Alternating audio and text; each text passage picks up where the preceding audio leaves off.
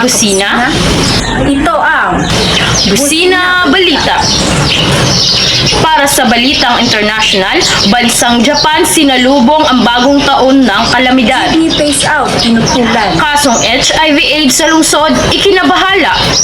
299 na halaga ng engagement ring, pinag-uusapan. Para sa showbiz, Katniel, hiwalay na. Umabot na sa 161 ang bilang ng mga individual na nasawi dahil sa magnitude 7.5 na lindol na yumanig sa bansang Japan noong January 1, 2024. Ayon sa mga lokal na otoridad, nitong Lunes, January 8. Matatandaang tumama ang magnitude 7.5 na lindol, unang itinaas sa magnitude 7.6 sa rehiyon ng Noto sa Ishikawa Prefecture sa bahagi ng Sea of Japan bandang alas 4 Gs ng hapon noong bagong taon. Agad na naglabas ng Meteorological Agency ng Japan ng tsunami warning sa western coastal regions. Makalipas lamang ang 10 minuto, naiulat ang unang tsunami wave sa western coastal regions na umabot daw sa 4 na talampakan ang taas. Noon lamang January 2 ng umaga nang alisin ng ahensya ang lahat ng tsunami advisories kaugnay ng naturang lindol. Matatandaan namang inihayag kamakailan ng Department of Migrant Workers or DMW na walang naiulat na mga Pilipino sa Japan na nasawi dahil sa lindol. Jeepney phase out, tinutulan, bubusinahan ni Ginoong Albios. Magandang araw mga kabusida! Mahigpit na tinutulan ng Pistol Cooperative sa lungsod ng Naga ang isinusulong na traditional jeepney phase-out at public utility vehicle modernization ng national government. Ayon kay Domingo Porlahe, manager ng Pistol Cooperative, sinabi nito na hindi umano kaya ng jeepney driver ang halaga ng isang makabagong jeep na umaabot sa 2.6 milyon. Ariya dagdag na pasakit sa kanila lalo na sa mga tao na ang hanap buhay na ang pamamasada. Magamat, may mga grupong hindi sang-ayon sa jeep modernization, ngunit may ilan din na gusto ang jeep modernization upang mabawasan ang polusyon na dulot ng usok. Orimark Albios, bububusida. Maraming salamat, Ginoong Albios.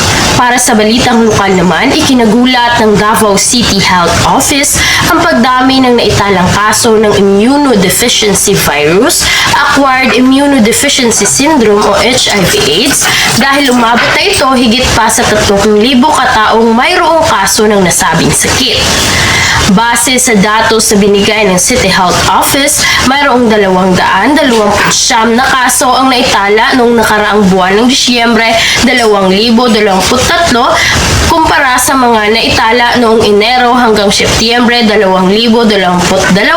Ito ay base sa datos ng Reproductive Health and Wellness Center o RHWC.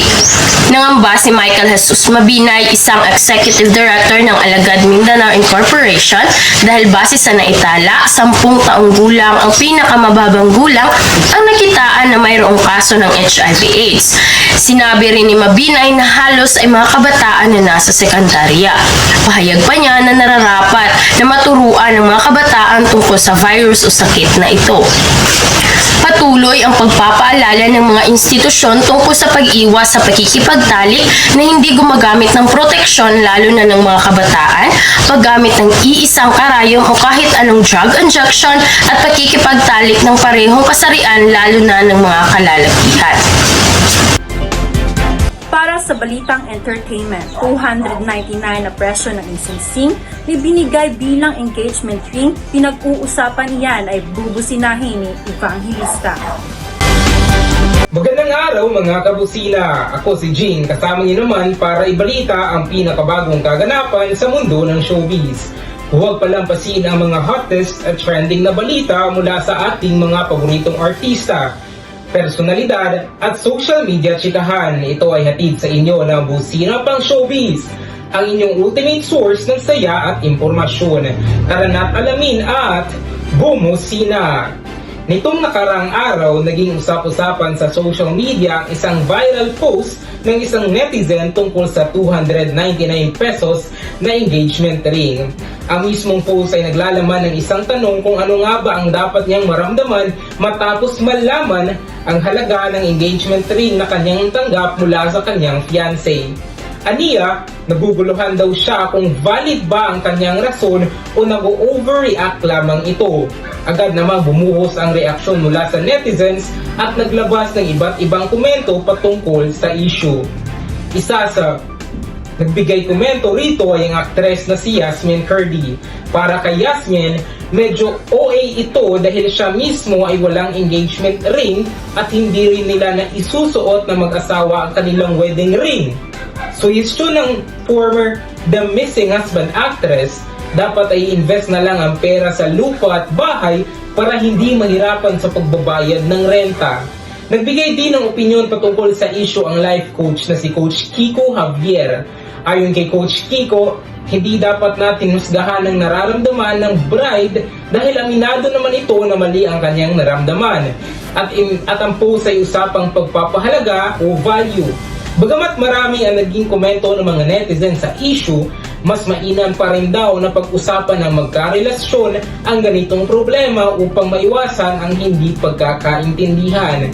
Ngunit, para sa inyo, mga kabusina, importante nga ba ang halaga ng singsing sa engagement proposal? At iyan ang mga latest sa mundo ng entertainment. Muli, ako si Jing Evangelista, bumubusina! Maraming salamat, Ginoong Evangelista, para sa balitang showbiz. Katniel, hiwalay na, iyan ay bubusinahan ng ating former Going Bulilit star, Nikki Nicole Makiling.